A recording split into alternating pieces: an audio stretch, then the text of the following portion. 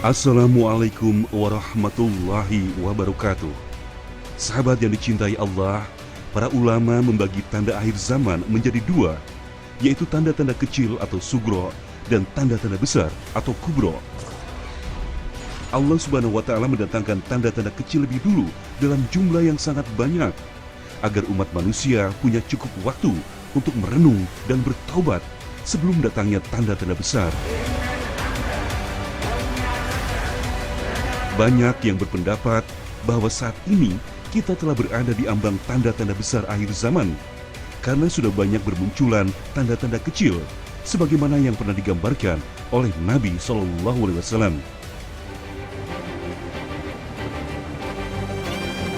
Seperti yang kita ketahui, tanda besar pertama yang akan datang di akhir zaman adalah munculnya Dajjal, sosok makhluk yang diberi kekuatan luar biasa yang akan menebarkan fitnah untuk menguji keimanan umat manusia. Namun demikian, para ulama juga berpendapat bahwa sebelum datangnya Dajjal akan datang lebih dulu tanda-tanda penghubung yang menjembatani antara tanda kecil dan tanda besar akhir zaman. Tanda-tanda penghubung yang dimaksudkan itu adalah diutusnya Al-Mahdi untuk menegakkan keadilan di muka bumi. Al-Mahdi atau dikenal sebagai Imam Mahdi sejatinya adalah sebuah gelar yang diberikan kepada seseorang yang diberi petunjuk oleh Allah, yang dipilih sebagai pemimpin umat di akhir zaman. Kedatangan Imam Mahdi di akhir zaman juga sudah disampaikan oleh Nabi SAW yang diriwayatkan oleh Imam Muslim dan Ahmad. Pada akhir zaman akan muncul khalifah yang berasal dari umatku, yang akan melimpahkan harta kekayaannya selimpah-limpahnya, dan ia sama sekali tidak akan menghitung-hitungnya. Sahabat yang dicintai Allah, ketika kita berbicara tentang sosok manusia yang akan datang di akhir zaman, Al-Mahdi, maka Nabi SAW juga sudah membeberkan kepada kita, memberitakan kepada kita berkaitan tentang ciri-ciri Al-Mahdi ini, ya. Nabi SAW menegaskan bahwa Al-Mahdi minna ahlal bait, bahwa yang pertama ini Al-Mahdi itu merupakan bahagian daripada keluarga Nabi SAW. Jalurnya sesuai dengan apa yang disampaikan, jalurnya dari jalur Fatimah, lalu dari keturunan Hasan bin Ali, sampai terus ke atas. Nah, dari sini berarti keturunannya, kalau kita nanti lihat ya, keturunannya adalah keturunan sampai kepada Nabi Muhammad SAW. Yang kedua, ajlal jabhah. Kita bicara tentang ciri fisiknya. Ciri fisiknya adalah yang disampaikan oleh Nabi, lebar dahinya. Wa aknal anf, mancung hidungnya. Wajar ya, karena memang kan keturunan Nabi berarti dia berbangsa Arab. Ya, ini baku sampai detil seperti itu. Agar apa? Karena nanti akan banyak sekali di akhir zaman ini orang-orang yang mungkin mengaku bahwa dirinya sebagai Al-Mahdi. Nah, Rasul SAW sudah berikan patokannya kepada kita. Kita lihat siapa yang mengaku itu. Nasabnya sampai tidak kepada Nabi. Bagaimana ciri-ciri fisiknya? Bahkan sampai pada namanya. Nabi SAW menegaskan bahwa namanya sama dengan namaku dan nama ayahnya sama dengan nama ayahku. Berarti namanya Muhammad bin Abdullah, atau mungkin Ahmad bin Abdullah, karena nama Nabi antara Muhammad dan Ahmad. Dilihat dari dua ini. Kalau namanya sesuai, maka dari segi nama juga masuk. Tapi kalau namanya tidak sesuai, ya namanya taruhlah mungkin nama Arab juga Faisal misalkan, ya kita tidak bisa sampaikan ini merupakan orang yang mengaku sebagai Mahdi, kita percaya tidak. Kenapa? Karena dari nama tidak sesuai dengan apa yang disampaikan oleh Nabi SAW. Nasab disampaikan, nama disampaikan, ciri disampaikan, bahkan asalnya disampaikan. Min kibalil masyriq, kata Nabi. Al-Mahdi nanti akan datang dari arah timur. Timur mana? Timur di saat Nabi mengucapkan sabdanya. Nabi mengucapkan sabdanya kali itu di Madinah, maka akan datang dari mana? Dari timur Madinah. Lokasi sampai diberitakan oleh Nabi SAW. Subhanallah, dari sini sahabat yang dicintai Allah, kita banyak mendapatkan pelajaran. Ternyata Islam betul-betul bukan karangan Nabi Muhammad SAW, tapi Islam datang dari sisi Allah Subhanahu wa taala. Sampai buktinya hal yang gaib pun disampaikan kepada Nabi. Dan dari sini juga menjadi pegangan ketika kita berbicara tentang masalah gaib, jangan keluar dari akal, tapi berdasarkan dalil.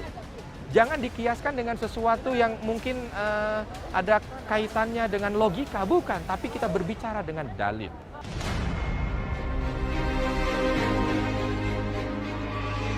Kemunculan Imam Mahdi di bumi bukanlah karena kemauan Imam Mahdi itu sendiri, melainkan karena takdir Allah yang pasti berlaku. Bahkan seseorang yang terpilih sebagai Imam Mahdi pun tidak akan menyadarinya sebelum Allah Subhanahu wa taala mengislahkannya pada suatu malam, seperti yang disebutkan dalam sebuah hadis. Al-Mahdi berasal dari umatku yang akan diislahkan oleh Allah dalam suatu malam. Hadis riwayat Ahmad dan Ibnu Majah. Sahabat yang dicintai Allah, lalu apa sajakah yang sekiranya menandai kedatangan Imam Mahdi itu? Melalui hadis yang diriwayatkan oleh Imam Ahmad, Rasulullah SAW pernah bersabda, "Aku kabarkan berita gembira mengenai Al-Mahdi yang diutus Allah ke tengah umatku. Ketika banyak terjadi perselisihan antar manusia dan gempa-gempa bumi, ia akan penuhi bumi dengan keadilan dan kejujuran, sebagaimana sebelumnya dipenuhi dengan kesewenangan dan kezoliman."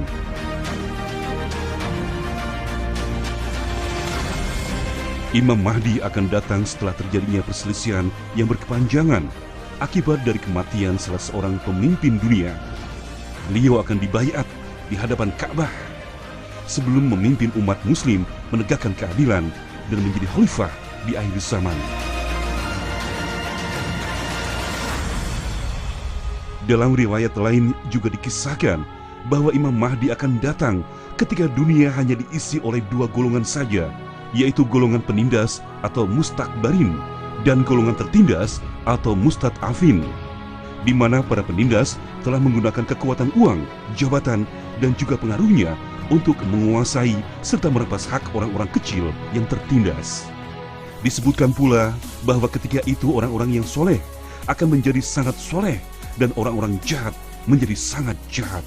Sahabat yang dicintai Allah, alhamdulillah di malam hari ini kita mencoba untuk tawaf sunnah dan kita awali dari Hajar Aswad ya. Bismillahirrahmanirrahim, Allahu Akbar. Perlu sahabat ketahui bahwa tempat ini di akhir zaman akan menjadi saksi di mana nanti semua umat muslim yang betul-betul punya keimanan yang baik di dalam hatinya, maka dia akan datang ke sini untuk membaiat.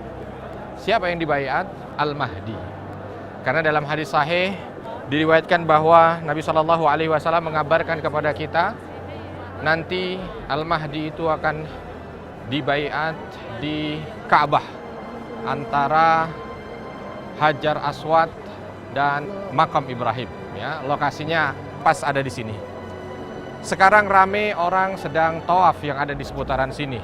Tetapi nanti di akhir zaman pun akan rame orang datang ke sini untuk bisa memenuhi apa yang disampaikan oleh Nabi SAW dalam baiat tersebut. Bahkan Nabi SAW mengatakan kepada kita, kalau seandainya kalian menjumpai zaman itu, maka datanglah untuk membaiatnya, walaupun kalian harus jalan di atas es atau di atas salju.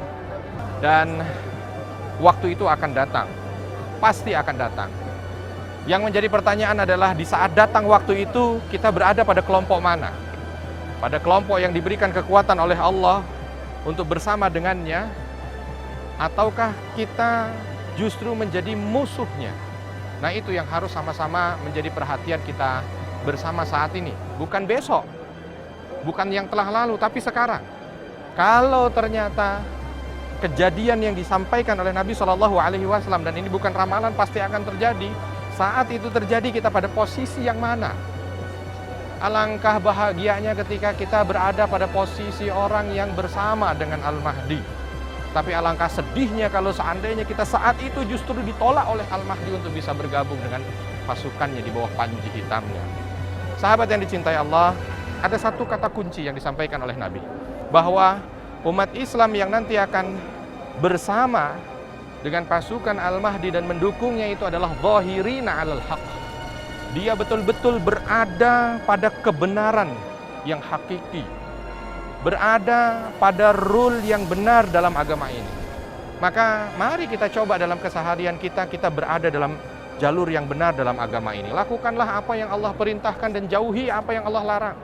Lakukan apa yang diperintahkan oleh Rasul dan jauhi apa-apa yang dilarang oleh Rasul. Ini singkatnya saja dan mudahnya saja. Sehingga dengan ini maka insya Allah kita termasuk bahagian orang-orang yang zahirina 'alal haqq. Terus berpegang teguh.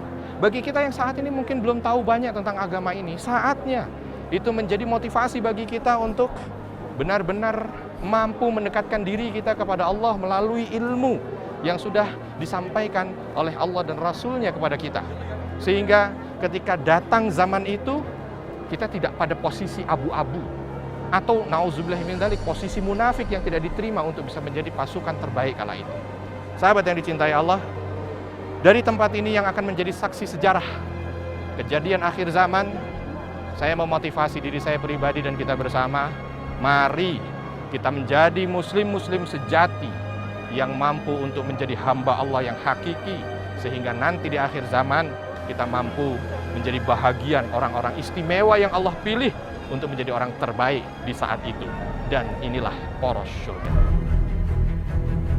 Sahabat yang dicintai Allah, Allah Subhanahu wa Ta'ala akan melimpahkan keberkahan dan kemuliaan pada kekhalifahan Imam Mahdi di akhir zaman, di antaranya dengan kemakmuran bumi dan juga kejayaan umat Muslim di masa itu.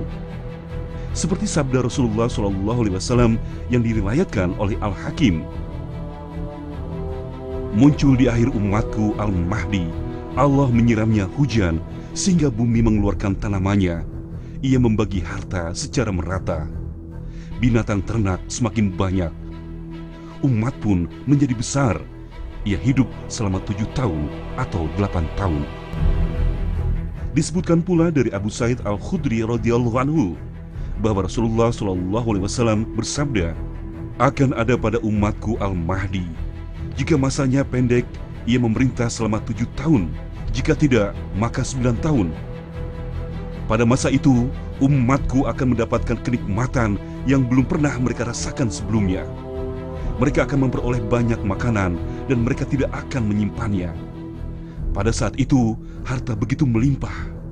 Ada seseorang yang mengatakan, "Wahai Imam Mahdi, berilah aku sesuatu." Lalu beliau mengatakan, "Ambillah." Demikianlah janji Allah Subhanahu wa Ta'ala yang telah disampaikan melalui Nabi SAW bahwa kedatangan Imam Mahdi akan membawa keberkahan bagi umat manusia di bumi ini. Imam Mahdi akan menjadi panglima perang umat Islam di akhir zaman yang mengajak seluruh kaum muslimin memerangi mulkan Jabrian atau para penguasa zalim yang ada di muka bumi. Dan dari peperangan yang dipimpinnya itu, Allah Subhanahu wa Ta'ala telah menjanjikan kemenangan demi kemenangan. Kalian perangi Jazirah Arab dan Allah beri kalian kemenangan. Kemudian Persia dan Allah beri kalian kemenangan. Kemudian kalian perangi Rum dan Allah beri kalian kemenangan. Kemudian kalian perangi Dajjal dan Allah beri kalian kemenangan. Hadis riwayat Muslim. Sahabat yang dicintai Allah, saat ini saya sedang berada di pelataran Ka'bah sambil merenung kira-kira bagaimana kejadian ketika nanti Al-Mahdi itu datang ke tempat ini. Perlu kita ketahui sahabat bahwa Rasul Shallallahu Alaihi Wasallam juga sudah mengabarkan kepada kita perihal tentang sosok yang akan hadir di akhir zaman ini. Apa saja yang disampaikan oleh Nabi Shallallahu Alaihi Wasallam? Nabi Shallallahu Alaihi Wasallam menyampaikan bahwa di saat itu Allah Subhanahu Wa Taala memberikan banyak sekali naungan kebaikan, diberikan limpahan keberkahan dari langit. Di saat itu juga Allah Subhanahu Wa Taala memberikan kebaikan dari dalam bumi dengan tumbuhnya berbagai macam tumbuhan. Ya. Lalu di saat itu juga keadaan dunia dalam keadaan yang melimpah ruah secara kekayaan. Beliau sendiri diberikan kekayaan yang luar biasa. Dalam beberapa riwayat disampaikan ketika ada datang orang kepada beliau lalu meminta sesuatu, maka diberikan kepadanya dan pemberian itu berlimpah sekali. Itulah keutamaan yang diberikan kepada Al-Mahdi. Lalu di samping itu juga kita bisa lihat bagaimana keadaan umat ini. Ta'zumul ummah. Kala itu umat dalam keadaan yang betul-betul mulia, diagungkan, tidak lagi dihina. Bahkan di saat itu juga dunia ini penuh dengan keadilan dan kebaikan. Disampaikan oleh Nabi, setelah dunia ini dipenuhi dengan berbagai macam keburukan dan kezaliman, datang beliau, lalu dunia ini dipenuhi dengan keadilan dan kebaikan. Kita bisa bayangkan betapa bahagianya manusia kita ketika berada pada masa itu. Betapa mulianya umat Islam ketika berada pada masa itu. Dan itulah keutamaan dan kemuliaan yang Allah berikan kepada umat Islam yang dipimpin oleh Al-Mahdi. Sahabat yang dicintai Allah, tetapi di akhir hadis tersebut Nabi Shallallahu Alaihi Wasallam menegaskan bahwa usia kepemimpinan beliau ini tidak lama. Maka keberadaan beliau menjadi pemimpin di muka bumi ini tidaklah lama. Hanya kisarannya 7 tahun sampai 9 tahun saja. Tapi di saat itu umat Islam betul-betul besar. Di saat itu umat Islam begitu mulianya. Bahkan kebaikan-kebaikan yang tadi disampaikan, yuskillahul ghais, Allah akan memberikan kebaikan dari langit. Wa takhrujul ardu nabataha. Allah Subhanahu wa taala juga akan mengeluarkan berbagai macam bentuk kebaikan dari dalam bumi dan lain sebagainya. Dan mudah-mudahan ini menjadi bahagian renungan bagi kita agar kita mampu meningkatkan keimanan dan ketakwaan kita ketika kita mendengar tentang cerita-cerita akhir zaman, wabil khusus berkaitan dengan Al-Mahdi. Dan inilah poros syurga. Sahabat yang dicintai Allah, kemenangan demi kemenangan yang diraih Imam Mahdi dalam setiap peperangannya pada akhirnya akan membuat murka Dajjal, sehingga raja kezoliman itu pun keluar dari tempat persembunyiannya dan berusaha membunuh Imam Mahdi serta para pengikutnya. Itulah sebabnya kemunculan Al-Mahdi dijadikan sebagai tanda penghubung akhir zaman yang menjembatani tanda-tanda kecil dengan tanda-tanda besar, yaitu munculnya Dajjal. Kekuasaan dan kehebatan Al-Masih Ad-Dajjal tentu bukanlah lawan yang sebanding bagi Imam Mahdi. Oleh karena itu, sesuai takdir Allah, maka Allah Subhanahu wa taala menurunkan kembali Nabi Isa alaihissalam yang diberi tugas untuk membunuh Dajjal.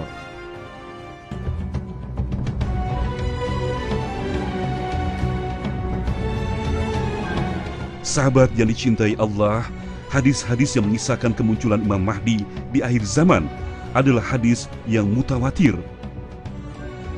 Karena banyak riwayatnya berasal dari Nabi SAW. Syekhul Islam Ibnu Taimiyah bahkan menyebutkan bahwa hadis-hadis yang membicarakan mengenai kemunculan Imam Mahdi adalah hadis yang sahih, sebagaimana diriwayatkan oleh Abu Daud, At-Tirmizi, Ahmad, dan lainnya, dari hadis Ibnu Mas'ud atau yang lainnya. Dengan demikian, segala kisah tentang kedatangan Imam Mahdi di akhir zaman bisa dijamin kebenarannya, dan sebagai umat muslim sudah seharusnya kita meyakininya serta mempersiapkan diri dengan sebaik-baiknya. Yukhrabul Ka'bah duswai qatain, bahwa ada seseorang yang dia berasal dari Habasyah, dia akan datang ke sini dan akan menghancurkan Ka'bah. Dia menghancurkan kiswahnya, lalu dia memukul Ka'bah itu. Batu-batunya sampai terpecah sehingga Ka'bah hancur berkeping-keping.